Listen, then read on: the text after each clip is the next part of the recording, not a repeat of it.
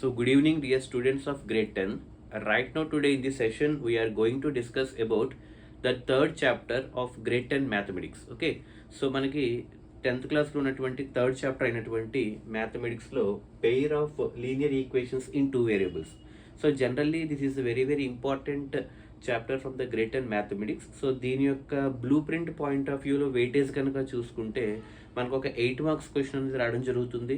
అంటే ఆ 8 marks question అనేది మనకి in the form of graphical రిప్రజెంటేషన్స్లో అడగడానికి ఛాన్సెస్ అనేవి ఎక్కువ ఉంటాయి.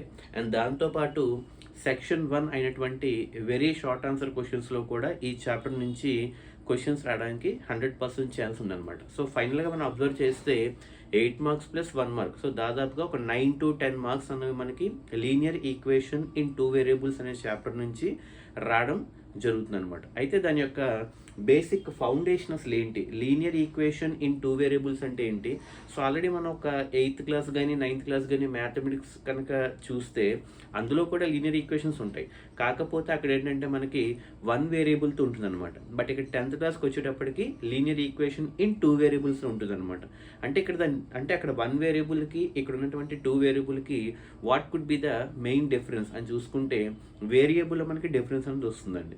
సో ఇప్పుడు మీరు కనుక హెడ్డింగ్ కనుక మీరు జాగ్రత్తగా అబ్జర్వ్ చేస్తే చూడండి, linear equation in two variables అని చెప్తున్నాం, అవునా కదా. So linear equation in two variables అంటే ఇక్కడ మీరు క్లియర్గా హెడ్డింగ్ అబ్జర్వ్ చేస్తే మనకి అసలు ఫస్ట్ లీనియర్ ఈక్వేషన్ అంటే ఏంటో తెలియాలి మనకి. ఓకే, సో లీనియర్ ఈక్వేషన్ అంటే ఏ ఈక్వేషన్ అయితే in the form of straight line ఫామ్లో ఉంటుందో, స్ట్రైట్ లైన్ ఫామ్, లీనియర్ అంటేనే స్ట్రైట్ లైన్ అని అర్థం అనమాట. అంటే ఒక స్ట్రైట్ లైన్ని రిప్రజెంట్ చేసే ఒక ఈక్వేషన్ అనమాట. ఓకే, లీనియర్ అంటే ఏంటండి, స్ట్రైట్ లైన్. అంటే ఒక స్ట్రైట్ లైన్ని ఈక్వేషన్ రూపంలో రిప్రజెంట్ చేస్తే దాన్ని మనం లీనియర్ ఈక్వేషన్ అంటాం. అయితే అక్కడ దాని కండిషన్ ఏంటి, ఆ లీనియర్ ఈక్వేషన్లో మనకి 2 వేరియబుల్స్ ఉండాలన్నమాట. అంటే కండిషన్ ఏంటి, మనకి ఆ రిప్రజెంట్ చేసినటువంటి స్ట్రైట్ లైన్ యొక్క ఈక్వేషన్ ఏదైతే ఉంటుందో, లీనియర్ అంటే స్ట్రైట్ లైన్, లీనియర్ అంటే ఏంటండి స్ట్రైట్ లైన్ అనమాట. ఆ స్ట్రైట్ లైన్ రిప్రజెంట్ చేయబోయే ఈక్వేషన్లో మనకి 2 వేరియబుల్స్ ఉండాలన్నమాట. అది దాని యొక్క హెడ్డింగ్. అయితే అవి ఏ ఫామ్లో ఉంటాయి ఇది మనం తెలుసుకోవాలన్నమాట. అది ఆ లీనియర్ ఈక్వేషన్స్ ఇన్ 2 వేరియబుల్స్ అంటున్నాం కదా, ఆ 2 స్ట్రైట్ లైన్స్ ఏంటి, ఆ 2 వేరియబుల్స్ ఏంటని అది ఒకసారి చూద్దాం. ఓకే, ఒకసారి మీరు ఇక్కడ కనుక ఫామ్ అబ్జర్వ్ చేస్తే ఇక్కడ 2 ఫార్మ్స్ రాశాను చూడండి, జాగ్రత్తగా అబ్జర్వ్ చేస్తే a1x plus b1y plus c1 equal to 0.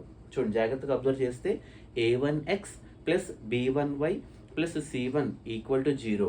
ఇది ఒక స్ట్రైట్ లైన్ ఈక్వేషన్. సో నేను దీన్ని ఈక్వేషన్ 1 అనుకోవచ్చు. ఓకే, ఇంకొక ఈక్వేషన్ కూడా ఉంది, a2x plus b2y plus c2 equal to 0. అంటే ఇది కూడా ఒక లీనియర్ ఈక్వేషన్. అంటే ఇక్కడ మనకి 2 స్ట్రైట్ లైన్ ఈక్వేషన్స్ ఉన్నాయి. మీరు జాగ్రత్తగా అబ్జర్వ్ చేస్తే 2 స్ట్రైట్ లైన్ ఈక్వేషన్స్ ఉన్నాయి. స్ట్రైట్ లైన్ అని ఎందుకు అంటున్నాను, హెడ్డింగ్లో లీనియర్ అన్న వర్డ్ ఉంది కాబట్టి. అయితే ఇప్పుడు ఆ 2 వేరియబుల్స్ ఏంటో చూద్దాం. ఆ 2 వేరియబుల్స్ చూసే ముందు ఈ జనరల్ ఈక్వేషన్స్ ఏ ఫామ్లో ఉండాలి, a1x plus b1y plus c1 equal to 0 అన్నది ఒక ఫస్ట్ స్ట్రైట్ లైన్ ఈక్వేషన్.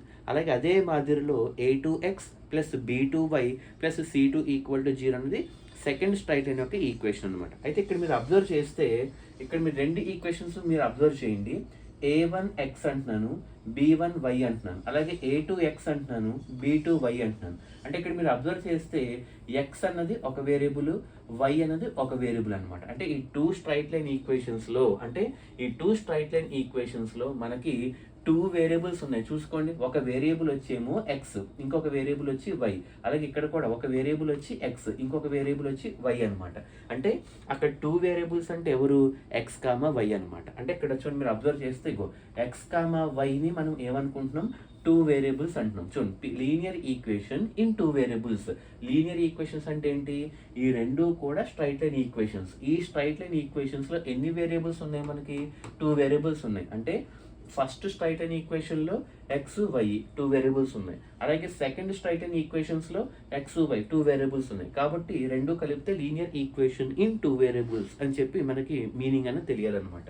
అయితే ఇక్కడ ఎక్స్, వైని మనం ఏమంటున్నాం, వేరియబుల్స్. ఏమంటామండి, వేరియబుల్స్ అనాలి. ఎక్స్, వై ఎన్ని ఉన్నాయి, 2 ఉన్నాయి కాబట్టి 2 వేరియబుల్స్ అనమాట. ఎక్స్, వై అన్నవి వేరియబుల్స్ అవుతాయి.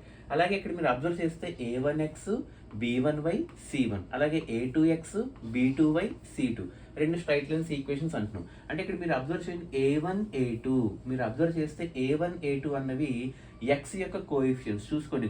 a1 a2, a1 a2 ఈ వేటి యొక్క కోఎఫిషియన్స్ ఎక్స్ అనే వేరియబుల్ యొక్క కోఎఫిషియన్స్ అదిగో చూసుకోండి. ఎక్స్ కోఎఫిషియన్స్ రాసినా లేదా a1 a2 అన్నవి వేటి యొక్క కోఎఫిషియన్స్ అంటే ఫస్ట్ వేరియబుల్ అయినటువంటి ఎక్స్ యొక్క కోఎఫిషియన్స్. ఫస్ట్ వేరియబుల్ ఎవరు అక్కడ ఎక్స్, ఎందుకంటే 2 వేరియబుల్స్ అని చెప్తున్నాం. ఆ 2 వేరియబుల్స్లో ఫస్ట్ వేరియబుల్ ఎవరు ఎక్స్. ఎక్స్కి సంబంధించినటువంటి 2 కోఎఫిషియన్స్ ఏంటి a1 a2. అలాగే సెకండ్ వేరియబుల్ ఎవరు వై అనమాట. వైకి సంబంధించిన ఏమున్నాయి b1 b2. మీరు జాగ్రత్తగా అబ్జర్వ్ చేయండి. b1 b2 అన్నవి వై యొక్క కోఎఫిషియన్స్ అనమాట. b1 b2 అన్నవి వేటి యొక్క కోఎఫిషియన్స్ అంటే వై యొక్క కోఎఫిషియన్స్. మరి వై ఎవరు 2 వేరియబుల్స్లో సెకండ్ వేరియబుల్ అనమాట. మరి ఎక్స్ ఎవరు 2 వేరియబుల్స్లో ఫస్ట్ వేరియబుల్ అనమాట. అందుకే రెండింటినీ కలిపి 2 వేరియబుల్స్ అన్నాం. అంటే ఎక్స్ వై అన్నవేమో variables, a1 a2 b1 b2 అన్నవేమో కోఎఫిషియన్స్ అనమాట. వేటివి a1 a2 అయితే ఎక్స్ యొక్క కోఎఫిషియన్స్, b1 b2 అన్నవి వై యొక్క కోఎఫిషియన్స్, ఇంకా c1 c2 అన్నవి కాన్స్టెంట్స్ అనమాట, ఎనీ నెంబర్స్. ఓకే, సో ఈ మూడింటిని కలిపి రిప్రజెంట్ చేస్తేనే మనకి linear equation in 2 variable in the form of a1x plus b1y plus c1 equal to 0 and అలాగే a2x plus b2y plus c2 equal to 0 represents pair of linear equations in 2 variables such that x comma y are said to be 2 variables where a1 a2 b1 b2 are called as coefficients of x and y anamata, where a1 a2 represents the coefficients of x and b1 b2 represents the coefficients of y and c1 c2 being a constant anamata. So ఇది మనకి introduction, ఇవన్నీ మనకు అర్థం అవ్వాలన్నమాట.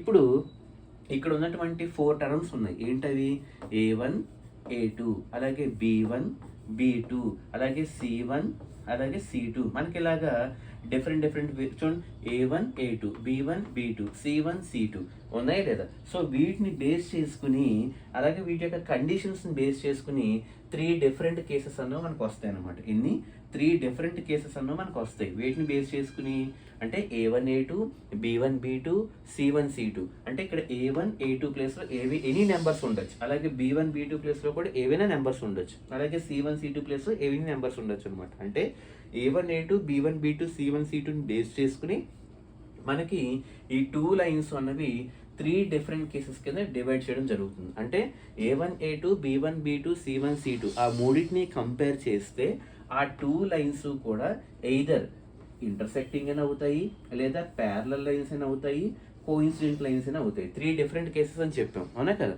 అంటే a1 a2 b1 b2 c1 c2 వీటిని base చేసుకుని ఆ 2 లైన్స్ కూడా అంటే ఏంటి a1x plus b1y plus c1 and అలాగే a2x plus b2y plus c2 అన్నటువంటి 2 స్ట్రైట్ లైన్స్ కూడా a1 a2 b1 b2 c1 c2ని base చేసుకుని అయితే అవి ఇంటర్సెక్టింగ్ అయినా అవుతాయి, లేదా ప్యారలల్ అయినా అవుతాయి, లేదా కోఇన్సిడెంట్ అయినా అవుతాయి అన్నమాట.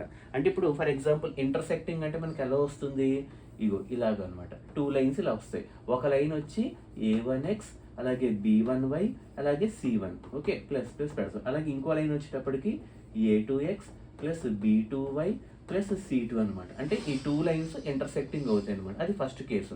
అలా కాకుండా 2 లైన్స్ ప్యారలల్ అంటే ఏంటి, మనకి ఇలా వస్తాయి అనమాట. ప్యారలల్ అంటే ఇక్కడ కూడా a1x plus b1y plus c1 అలాగే a2x plus b2y plus c2. ఈ 2 లైన్స్ ప్యారలల్ అయినా అవుతాయి, 2 లైన్స్ ఇంటర్సెక్టింగ్ అయినా అవుతాయి, లేదా కోఇన్సిడెంట్ అంటే ఏంటి ఒకదాని మీద ఒకటైనా రావాలి, లేదా కంటిన్యూషన్ అయినా అవుతాయి అనమాట. అంటే a1 a2 b1 b2 c1 c2 వీటిని బేస్ చేసుకుని ఆ 2 డిఫరెంట్ లైన్స్ అన్నవి ఎయిదర్ ఇంటర్సెక్టింగ్ అయినా అవుతాయి, ప్యారలల్ అవుతాయి, కోఇన్సిడెంట్ అని అవుతాయి. అవి ఎలా అవుతాయి, దాని యొక్క కండిషన్ ఏంటి, ఒకవేళ ఇంటర్సెక్టింగ్ అయితే దాని యొక్క సొల్యూషన్ ఎలా ఉంటుంది, ప్యారలల్ అయితే దాని యొక్క సొల్యూషన్ ఎలా ఉంటుంది, కోఇన్సిడెంట్ అయితే దాని యొక్క సొల్యూషన్ ఎలా ఉంటుంది అనేది మనం నెక్స్ట్ వీడియో క్లాస్లో ఒక టేబులర్ ఫామ్ నేర్చుకుందాం. Okay, so good evening, have a nice day.